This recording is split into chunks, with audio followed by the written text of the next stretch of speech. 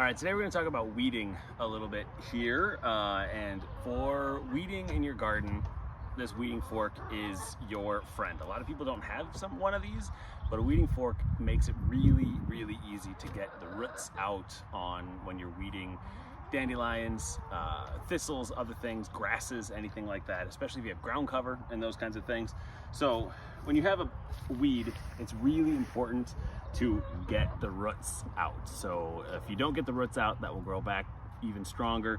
So you need to get the roots out. So if you just have, one of the main fundamentals is always try and weed after raining. If you weed after raining, it makes it a lot easier.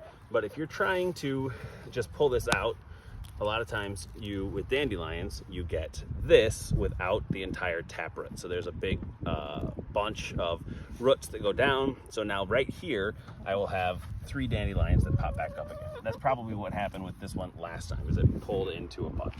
So if you take the weeding fork and you put it in the ground and you just wiggle it back and forth a little bit, pull it out, then you can take and get the entire taproot out on the dandelion, and you get the entire root, and then you don't have to weed. Well, that one's screwed up because I didn't get it enough, but so that way you don't have to weed with this weed more than once. So it works really well for dandelions, works really well for grasses, like I said, but also for thistles. You might remember these guys from when we planted our apple tree here, but what you want to do is just go down in here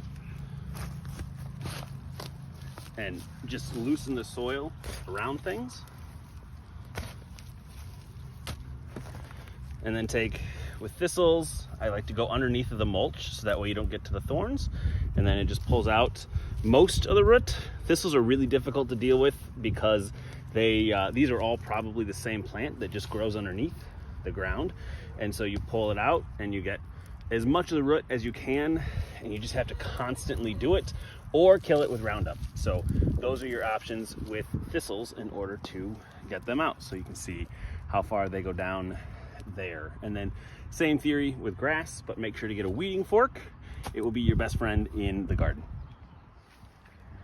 All right, so here's how we do grasses, especially when they're in between some things. So down here, we've got some stuff that I want to keep, mostly just these violets that are growing here. They do a great job of naturalizing. Everything else is pretty much weeds. So you can just go in here and you loosen these guys up a little bit, and then you can keep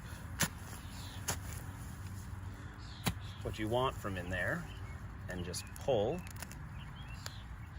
the roots out on the grasses. And so this is a type of grass that spreads by rhizome.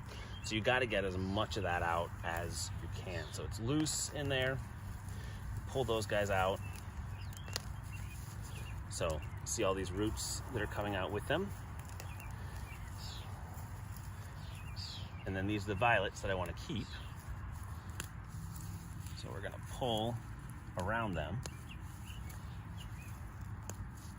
and get these, they're called rhizomes. We're going to get these guys out.